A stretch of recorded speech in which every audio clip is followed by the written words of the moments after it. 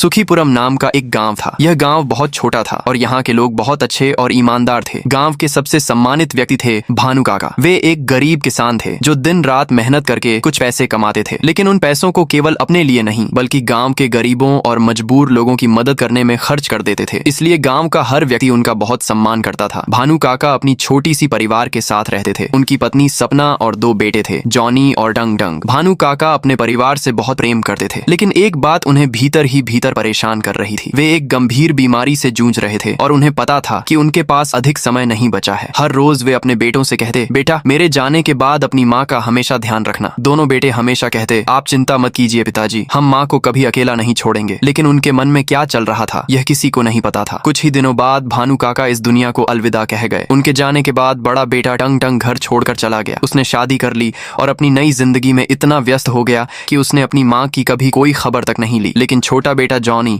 अपनी माँ के साथ उसी छोटे से घर में रहा। वह सुबह से शाम तक अपने पिता के खेतों में मेहनत करता और जो थोड़े बहुत पैसे मिलते उन्हीं से दोनों का गुजारा चलता था। गरीबी की वजह से जॉनी हर समय परेशान रहता था। फिर एक दिन सब कुछ बदल गया। सुबह सुबह जॉनी खेतों में काम कर रहा था। इस बार फसल बहुत अच्छी हुई थी। खुशी से वह बोला, आज फसल बेचकर अच्छे पैसे मिलेंगे। तभी एक आदमी हाँफते हुए उसके पास आया। जॉनी ने मजाक में पूछा, क्या हुआ भाई, तुम्हारे पीछे कुत्ता पड़ गया क्या? वह आदमी घबरा कर बोला, जॉनी जल्दी चलो, तुम्हारी माँ का दुर्घटना हो गया है। बाजार से लौटते समय एक ट्रक ने उन्हें टक्कर मार दी और चालक वहाँ से भाग गया। अभी वे अस्पताल में हैं। यह सुनते ही जॉनी के पैरों तले जमीन खिसक गई। वह बिना एक पल घुमाए अस्पताल की ओर दौड़ पड़ा। अस्पताल पहुंचते ही डॉक्टर ने कहा, तुम्हारी माँ बच सकती है, लेकिन ऑपरेशन के लिए बहुत पैसे लगेंगे। जॉनी ने हाथ जोड़कर कहा, डॉक्टर साहब आप ऑपरेशन शुरू कीजिए, मैं पैसों का इंतजाम करता हूँ। मजबूर होकर जॉनी अपने बड़े भाई टंग टंग के घर गया। उसने रोते हुए कहा, भैया माँ की जान खतरे में है, कृपया मेरी मदद कर दो। लेकिन टंग टंग ने एक भी रुपया देने से इनकार कर दिया और उसे घर से बाहर निकाल दिया। निराश जॉनी अस्पताल के बाहर बैठकर रो रहा था। उसे समझ नहीं आ रहा था कि वह अपनी माँ को कैसे बचाए। उसी समय गांव में कार्तिक नाम का एक अमीर आदमी आया। वह भानु काका को ढूंढते हुए उनके गांव पहुंचा। वहां एक व्यक्ति ने उसे बताया कि भानु काका अब इस दुनिया में नहीं रहे और उनकी पत्नी अस्पताल में है। यह सुनते ही कार्तिक तुरंत अपनी बाइक पर बैठा और बिना देर किए अस्पताल पहुंच गया। अंदर जाते ही उसने डॉक्टर से कहा, इन लोगों को पैसों की चिंता मत करने दीजिए, इस महिला की जान बचा लीजिए। बाहर खड़ा जॉनी यह सब देख रहा था। तभी वह अंदर आया और बोला, आप कौन हैं और आपने हमारी इतनी बड़ी मदद क्यों की? कार्तिक मुस्कुराकर बोला, बेटा तुम मुझे नहीं पहचानोगे। बहुत साल पहले मैं सड़क के किनारे एक छोटी सी दुकान लगाता था। एक दिन तुम्हारे पिता भानु काका मेरी दुकान पर आए। उन्होंने मुझे कुछ पैसे दिए और कहा, इन पैसों से शहर जाओ और अपनी एक बड़ी दुकान खोलो। मैंने उन्हीं पैसों से शहर में अपनी दुकान खोली और धीरे धीरे एक बड़ा व्यापारी बन गया। मैं आज उसी एहसान का कर्ज चुकाने आया हूँ। यह कहकर कार्तिक ने जॉनी को कुछ पैसे भी दिए ताकि वह अपनी माँ के साथ अच्छी जिंदगी जी सके। उस दिन जॉनी को समझ आ गया कि इंसान की हुई नेकी कभी व्यर्थ नहीं जाती। एक न एक दिन उसका फल अवश्य लौट कर आता है।